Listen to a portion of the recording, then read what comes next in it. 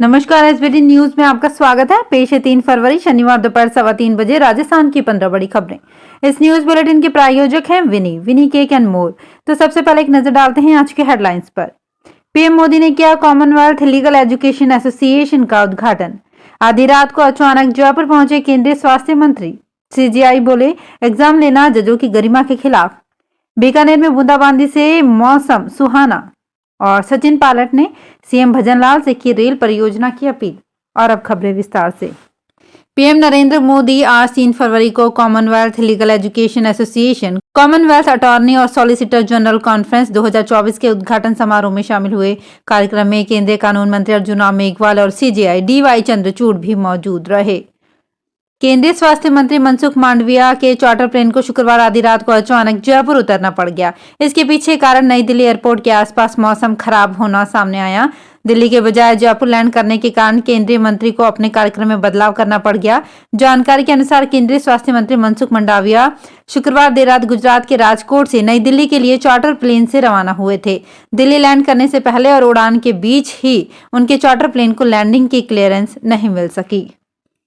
CJI D Y Chandrachud की अध्यक्षता वाली बेंच ने राज्य एवं जिला उपभोक्ता विवाद निवारण आयोगों के अध्यक्ष और सदस्यों की चयन प्रक्रिया पर शुक्रवार को सुनवाई की। बेंच ने आयोग के अध्यक्ष और सदस्य के लिए हाईकोर्ट और जिला कोर्ट के रिटायर्ड जजों को रिटन टेस्ट और इंटरव्यू से गुजरने पर ऐतराज जताया। सीजेआई ने केंद्र सरकार की ओर से पेश हुए सॉलिसिटर जनरल तुषार मेहता से अनुरोध किया कि वे कंज्यूमर अफेयर्स मिनिस्ट्री को फैसले के प्रभाव का मूल्यांकन करने के लिए कहें। बीकानेर में शनिवार सुबह हुई रिमझिम बारिश ने पूरे शहर को तरबतर कर दिया। कुछ देर के लिए हुई बारिश के बाद सर्दी कुछ घटने के साथ ही मौसम सुहाना हो गया। मौसम विभाग ने पहले ही चेतावनी दी थी कि शनिवार को बीकानेर में बारिश हो सकती है। बीकानेर शहर के साथ ही आसपास के गांव में भी बारिश हुई है। कल रात से ही हवा की स्पीड तेज थी और आसमान में बादलों की आवाजाही के बीच तारे कम नजर आ रहे थे। करीब 15 से 20 मिनट तक अच्छी बारिश होने के बाद शहर की गलियों में पानी पानी हो गया। राजस्थान के पूर्व डिप्टी सीएम सचिन पायलट ने मुख्यमंत्री भजनलाल शर्मा को पत्र लिखकर अपने क्षेत्र से जुड़ी लंबित परियोजनाओं को पूरा करने का आग्रह किया है। खास तौर से टोंक विधानसभा क्षेत्र से गुजरने वाली प्रस्तावित एक रेल लाइन परियोजना का कार्य जल्द पूरा करने की अपील की है। इधर पायलट का सीएम भजनलाल को लिखा ये पत्र अब सोशल मीडिया पर वायरल हो रहा है। रामलला की प्राण प्रतिष्ठा शुरू होने से पहले ही देश विदेश से यहां उपहारों को भेजने का सिलसिला जारी है। रोजाना रामलला का दर्शन करने आ रहे लाखों श्रद्धालु भी अपनी श्रद्धा से अलग अलग वस्तुओं और द्रव्यों की भेंट दे रहे हैं। इसी कड़ी में 7 समुद्र पार अमेरिका से भी प्रभु रामलला के लिए विशेष उपहार भेजा गया है। इसमें सोने से बने अलग अलग कई वाहन भेजे गए हैं। इसमें गज वाहन से लेकर गरुड़ वाहन तक शामिल हैं। रामलला का स्वर्ण सिंहासन भी भेजा गया है। इसके साथ कल्प वृक्ष का स्वर्ण मॉडल भेजा है। ये सभी उपहार एनआरआई एसोसिएशन शिकागो यूएसए ने भेजा है। केंद्र सरकार ने शुगर, दर्द, बुखार, हार्ट और जोड़ों के दर्द निवारक तेल और इन्फेक्शन की दवाइयां सस्ती करने का निर्णय किया है। केंद्र सरकार ने 39 फॉर्मुलेशन के दाम तय किए हैं। इसके साथ ही 4 स्पेशल फीचर उत्पादों को भी मंजूरी मिली है। नेशनल फार्मास्यूटिकल प्राइसिंग अथॉरिटी ने इसके लिए नोटिफिकेशन जारी कर दिया है। दिल्ली शराब नीति घोटाला केस में आरोपी आप सांसद संजय सिंह को सुनवाई के लिए दिल्ली के राव जीवनी कोर्ट में पेश किया गया।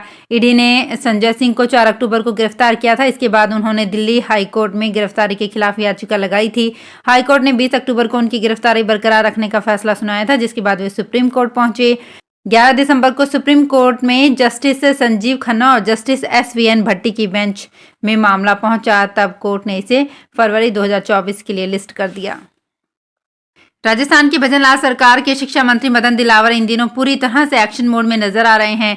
इसी कड़ी में अब मंत्री दिलावर ने जोधपुर में एक साथ 3 अधिकारियों को APO कर दिया है। इससे शिक्षा विभाग में हड़कंप मच गया है। शिक्षा मंत्री दिलावर ने ये एक्शन जोधपुर की भदवासिया स्कूल के हालात को देखकर किया। स्कूल की स्थिति देखकर मंत्री दिलावर खफा हो गए थे। उसके बाद उन्होंने स्कूल प्रिंसिपल अरुणा पवार समेत जिला शिक्षा अधिकारी माध्यमिक इंसाफ खान और CBEO सज्जाद हुसैन खान को APO कर दिया। बीकानेर में कार्यकर्ताओं से संवाद करने आए प्रदेश कांग्रेस के अध्यक्ष गोविंद सिंह डोटासरा आयोजन स्थल पर नाममात्र की लोगों को देखकर बिफर गए। उन्होंने बीकानेर जिले के दोनों अध्यक्ष, शहर जिला कांग्रेस अध्यक्ष यशपाल गहलोत और देहात जिला कांग्रेस अध्यक्ष बिश्ना राम सियाग का नाम लेकर उनकी खिंचाई कर डाली। उन्होंने कहा कि आगे आने वाले लोकसभा चुनाव हैं। आज के कार्यक्रम में कार्यकर्ताओं से लोकसभा क्षेत्र के विभिन्न मुद्दों पर बात करनी थी, लेकिन आप लोगों को जो संख्या बुलानी थी उसमें आप नाकामयाब रहे। अलवर जिले के मालाखेड़ा में भारत निर्वाचन आयोग की ओर से राष्ट्रीय दल वन रक्षक चौकी पोलिंग बूथ व पांडुपोल क्षेत्र में पहुंचकर लोगों से बातचीत करेगा। अलवर ग्रामीण विधानसभा क्षेत्र में भारत निर्वाचन आयोग की पालना में मतदान जागरूकता के लिए वॉल पेंटिंग कर मतदान संबंधी समस्त क्रियाकलाप की जानकारी के बारे में लिखा गया है। वन रक्षक चौकी भाग संख्या 164 पर नियुक्त BLO हेमंत सिंह तंवर ने दीवार पर इस बूथ की संपूर्ण जानकारी लिखवाई है। सीमावर्ती बाड़मेर जिले में 132 kV लाइट लाइनों को चोरी करने वाली हाई प्रोफाइल गैंग एक्टिव है। 1,32,000 वोल्टेज की चालू लाइन को क्षतिग्रस्त कर तार चोरी हो रही है। बीते एक साल में करीब आधा दर्जन चोरी की घटनाएं हो चुकी हैं। इससे बॉर्डर के इलाके के गांव की लाइट 4 दिन तक बंद रही। बुधवार रात को बाड़मेर ग्रामीण के कुड़ला के पास मेहलू जाने वाले 132 kV लाइन का गैंग के लोगों ने कटर से हुक को काट दिया। इससे मेहलू फीडर से जुड़े 100 से ज्यादा गाँवों में लाइट नहीं है।